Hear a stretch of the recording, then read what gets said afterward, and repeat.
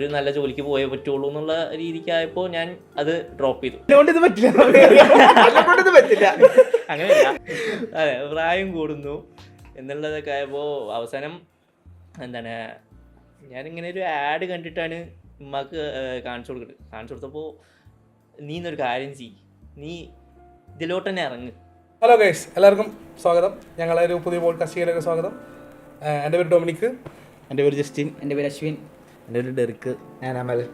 എൻ്റെ പേര് അനിരുദ്ധ്. എൻ്റെ പേര് മുഹമ്മദ് അൻവർ സാദത്ത്. അപ്പൊ എങ്ങനെയാണ് ഈ ഫീൽഡിലേക്ക് എത്തിയത്? ഞാൻ ഈ ഫീൽഡിലേക്ക് കറക്കാൻ കാരണം മെയിനായിട്ട് എനിക്ക് ഇതിന് ഭയങ്കര പാഷനാണ്. അപ്പോൾ ഫസ്റ്റ് മൊബൈലിലൊക്കെ ഫോട്ടോ കൊടുക്കുമ്പോൾ എല്ലാവർക്കും കാണുമ്പോഴൊക്കെ ഭയങ്കര ഇഷ്ടമായിരുന്നു. ഞാൻ എടുക്കുന്ന രീതിയും കാര്യങ്ങളൊക്കെ അവർക്ക് ഭയങ്കര ഇഷ്ടമായിരുന്നു.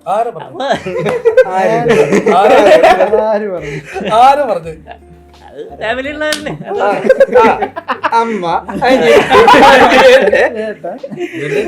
അല്ല, അങ്ങനെയാണ് എനിക്ക് ഫോട്ടോഗ്രാഫിക്ക് ഒരു താല്പര്യം തോന്നിയത്. പിന്നെ എൻജിനീയറിങ് ആണ് പഠിച്ചത്, ഡിപ്ലോമ.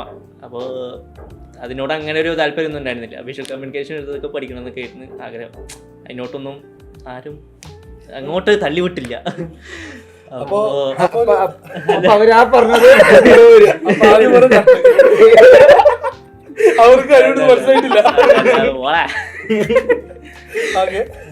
അപ്പോൾ അത് പിന്നെ എൻജിനീയറിങ് തുടങ്ങി. എനിക്ക് അത്ര ഇതൊന്നും ഇതുണ്ടായിരുന്നില്ല, താല്പര്യമൊന്നും ഉണ്ടായിരുന്നില്ല. പിന്നെ ജോലി ചെയ്തു, മീൻസ് ബാംഗ്ലൂരായിരുന്നു. അതിലൊരു 6 മാസം വർക്ക് ചെയ്തു. അതിനോടും താല്പര്യം ഉണ്ടായിരുന്നില്ല. പിന്നെ ഈ ക്യാമറ എന്നുള്ളൊരു ചിന്തയായിരുന്നു എനിക്കുണ്ടായിരുന്നു. ശരി, അങ്ങനെ ആദ്യം ക്യാമറ കിട്ടുന്നത് നിക്കോണിൻ്റെ 1200D ആണ് എൻ്റെ കയ്യിലുള്ളത്. അപ്പോൾ അത് മാമൻ ഗൾഫിൽ നിന്ന് കൊടുത്തയച്ചതാണ്. അപ്പോൾ ബാപ്പ അത് പറഞ്ഞിട്ടാണ് പറയുന്നത്. ബാപ്പാക്ക് ചെറിയൊരു താല്പര്യമുണ്ട്. പിന്നെ ഇതൊരു പാഷനാക്കി അല്ലെങ്കിൽ ജോലിയാക്കി കൊണ്ടുപോകാന്നുള്ളൊരു ഇത് അവർക്ക് തോന്നിയില്ല. അപ്പോൾ വെറുതെ അവരുടെ ഒരു വിചാരം എന്ന് പറയുന്നത് ഇത് സ്റ്റുഡിയോ ഇട്ടിരുന്ന് നമ്മൾ കാറ്റടിച്ച് വല്ലപ്പോഴും ഒരു വർക്ക് കിട്ടുക, ആ ഒരു ഇതിലേക്കാണ് അവരുടെ ചിന്ത അങ്ങനെ പോകുന്നത്. പക്ഷെ നമുക്കല്ലേ അറിയുള്ളൂ ഇതിൽ എന്തൊക്കെ ചെയ്യാം എന്നുള്ളൊരു ഐഡിയ നമുക്കല്ലേ ഉള്ളൂ.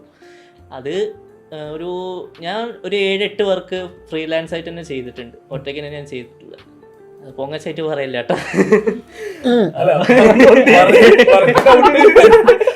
പണ്ട് കാണിക്കാത്തതുള്ള കാലം വർക്കുകളും ഒക്കെ ചെയ്തിട്ടുണ്ട്. അപ്പോൾ ഇതിലൊക്കെ പോകുമ്പോൾ ഞാൻ അവരെ കുറ്റം പറയല്ല. ഇതിലോട്ടൊക്കെ ഇറങ്ങുമ്പോഴൊക്കെ ഭയങ്കര അവർക്ക് പേടിയാണ്, എന്താവും എന്നുള്ളൊരു പേടി തന്നെയാണ്. അപ്പോൾ പോണ്ട എന്നുള്ളൊരു ചീത്ത പറയലും ഇതിനെക്കുറിച്ച് കുറ്റം പറയലും. അപ്പോൾ എനിക്കൊരു 20 വയസ്സൊക്കെ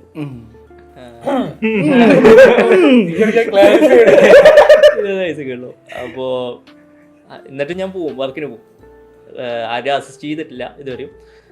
പിന്നെ ഓരോ വർക്ക് എടുത്ത് ചെറിയ നിശ്ചയം വർക്കുകളും പിന്നെ എൻഗേജ്മെൻറ്റ് വർക്കുകളും കല്യാണ വർക്കുകളൊക്കെ എടുത്ത് പ്രൂവ് ചെയ്ത് കൊടുത്തു. ഇത് ചെയ്യാൻ പറ്റും എന്നുള്ളത് ഞാൻ എൻ്റെ ഫാദറിന് തന്നെ കാണിച്ചു കൊടുത്തു. ഇത് എനിക്ക് ചെയ്യാൻ പറ്റും എന്നുള്ള കാര്യങ്ങളൊക്കെ ഞാൻ ചെയ്ത് കാണിച്ചു കൊടുത്തപ്പോൾ എന്നെ പഠിപ്പിക്കാൻ വിടാമെന്ന് പറഞ്ഞു ആദ്യം. ഓക്കെ, ശരി. ഞാൻ അതും പ്രതീക്ഷിച്ച് എറണാകുളത്തെ എല്ലാ ഇൻസ്റ്റിറ്റ്യൂട്ടും കേരളത്തിലെ ഒട്ടുമിക്ക ഇൻസ്റ്റിറ്റ്യൂട്ടുകളും ഞാൻ തപ്പിയെടുത്ത് പറഞ്ഞത് ഇങ്ങനെ ഒരു ഇൻസ്റ്റിറ്റ്യൂട്ടുകളുണ്ട്, ഞാൻ അന്വേഷിച്ചിട്ടുണ്ട്. അപ്പോൾ ഇങ്ങനെ പഠിക്കാം, കുഴപ്പമില്ല, ഞാൻ പഠിച്ചോളാം, ഇതിലേക്ക് തന്നെ ഞാൻ ഫോക്കസ് ചെയ്യണം, എനിക്ക് ഇത് ഭയങ്കര ഇഷ്ടമാണല്ലോ, എനിക്ക് വേറെ ജോലിക്ക് പോകാൻ താല്പര്യം, പഠിച്ചാൽ എനിക്ക് താല്പര്യമില്ല എന്ന് പറഞ്ഞപ്പോൾ വേണ്ട, അവിടെ ക്ലോസ് ചെയ്തു. അങ്ങനെ അല്ല, അതെന്താ പറഞ്ഞു കഴിഞ്ഞാൽ മീൻസ് വീണ്ടും അവൻ്റെ ചിന്ത പോണത് വീണ്ടും സ്റ്റുഡിയോ ഇട്ട് ഇരിക്കാനായിരിക്കും എൻ്റെ ഭാവം എന്നുള്ളൊരു ഇതിലേക്ക് തന്നെയാണ് പോകുന്നത്. അതോടെ ഞാൻ പരിപാടി നിർത്തിയില്ല. എന്നിട്ടും ലാസ്റ്റ് ഞാൻ 2 വർക്ക് ചെയ്തു. 2 വർക്ക് ചെയ്തപ്പോഴും ഫാമിലിന് ബാക്ക്ഗ്രൗണ്ട് എല്ലാവരും കൂടി എന്നെ പ്രഷർ ചെയ്യാൻ തുടങ്ങി. ഇതിലിങ്ങനെ പോയാൽ നടക്കൂല, ഇതിങ്ങനെ ചെയ്താലൊന്നും നടക്കൂല, അപ്പോൾ നീ ഒരു നല്ല ജോലിക്ക് പോയേ പറ്റുള്ളൂ എന്നുള്ള രീതിക്കായപ്പോൾ ഞാൻ അത് ഡ്രോപ്പ് ചെയ്തു. ക്യാമറ എന്നുള്ള ഫീൽഡിൽ ഞാൻ ഡ്രോപ്പ് ചെയ്തു. വെറുപ്പിച്ചു. അത് കഴിഞ്ഞ് സെയിൽസിന് കയറി, ബാങ്കിൻ്റെ ജോലിക്ക് കയറി, ഇൻഷുറൻസിൽ കയറി, അങ്ങനെ മാറി അവസാനം യൂറോപ്പ്. അല്ല, അങ്ങോട്ട് വരുമ്പോഴും ഓർക്കണം.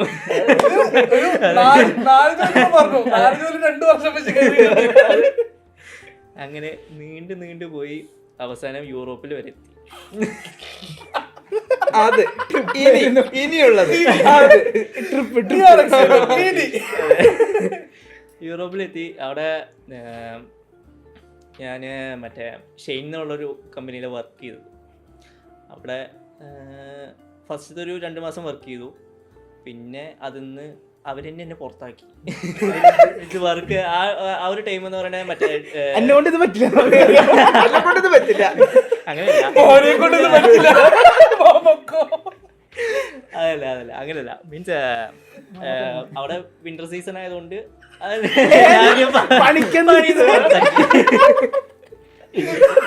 പുറത്താക്കി. എല്ലാത്ത പനിയാ അപ്പോ അങ്ങനെ ഞാൻ ഒരു ഹോട്ടലില് വർക്കിന് കയറി. ഹോട്ടലിൽ വർക്ക് ഡെലിവറി പോയിട്ടാണ് ആദ്യം കയറിയത്. പിന്നെ എല്ലാ വർക്കും ചെയ്യാൻ തുടങ്ങി. അവിടെ പാത്രം കഴിയുള്ളൂ, ഇതേപോലത്തെ വർക്കുകളൊക്കെ ഞാൻ ചെയ്ത്. അങ്ങനെ അവിടെ ഒരു വിസന്റെ സീൻ ആയതുകൊണ്ട് അവസാനം ഡീപ്പോർട്ടായി. ഞാൻ തിരിച്ചിങ്ങോട്ട് തന്നെ പോന്നു. ഡീപ്പോർട്ടായെന്ന് പറഞ്ഞാൽ അവിടെ ഡീപ്പോർട്ടായി ജയിലില് ഇതായിട്ട് മീൻസ് അവരെന്നെ പറഞ്ഞു ഇങ്ങോട്ട് വിട്ടു. അപ്പോൾ ഉമ്മക്കൊക്കെ ഭയങ്കര സങ്കടം. അല്ല, ഉമ്മക്ക് ഭയങ്കര സങ്കടം. കാരണം എവിടെ എത്തിയിട്ടില്ല. ക്യാമറന്റെ ആഗ്രഹിച്ചിട്ട് അങ്ങോട്ട് എത്താനും പറ്റിയില്ല.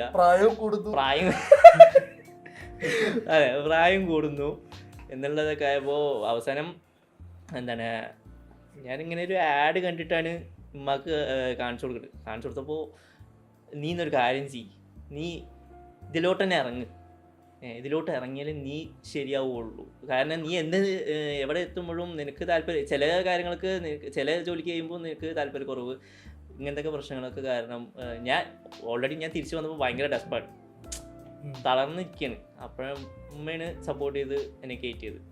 അപ്പോൾ നീ ക്യാമറ ഫീൽഡ് വിടണ്ട, നീ ട്രൈ ചെയ്യ്, വീണ്ടും ട്രൈ ചെയ്യ്, നിനക്ക് കിട്ടും എന്നുള്ളതിൽ ഇമ്മയാണ് ഇതിലോട്ട് വീണ്ടും എന്നെ തള്ളിയിട്ടത്. ഓൾറെഡി ഇനിയിപ്പോൾ അങ്ങനെയെങ്കിൽ അങ്ങനെ ഒരു ട്രൈ തന്നെ ചെയ്യുക എന്നുള്ള രീതിയിൽ ഞാൻ ഇതേപോലെ തന്നെ വീണ്ടും ഞാൻ ഇത് തുടങ്ങി. വാപ്പാനടുത്ത് കാര്യം ഉമ്മ എന്നെ പ്രസൻറ്റ് ചെയ്തു. കാര്യം പറഞ്ഞിട്ട് വാപ്പ പറഞ്ഞു എന്നാൽ ശരി അവൻ പഠിച്ചു നോക്കട്ടെ, ഇപ്പോൾ നമ്മൾ വിട്ടില്ല എന്നുള്ളൊരു പരാതി അവിടെ വരാൻ പാടില്ലല്ലോ. അങ്ങനത്തെ ഒരു ഇതിൽ ഞാൻ ഇറങ്ങി നേരെ വന്ന് പെട്ടത് ഇതാ ഈ ഗ്രൂപ്പിൻ്റെ ഇടയിലാണ്. അതെ. അപ്പോൾ മീൻസ് ഡെസ്പായിരുന്നു കഴിഞ്ഞ് വാപ്പ പറഞ്ഞു നീ ശ്രമിക്ക്, വാപ്പയും ഒരു സപ്പോർട്ട് ചെയ്യാൻ തുടങ്ങി. നീ ശ്രമിക്ക്, കിട്ടും, ഇതിലെന്തായാലും നിനക്ക് കിട്ടും എന്നുള്ള ഒരു ഉറപ്പുണ്ടല്ലോ, നീ ഇറങ്ങി തിരിച്ചു എന്നുള്ള ഇതിലാണ് ഞാൻ ആൻവിയോസ് മൾട്ടിമീഡിയയിലേക്ക് വരുന്നത്.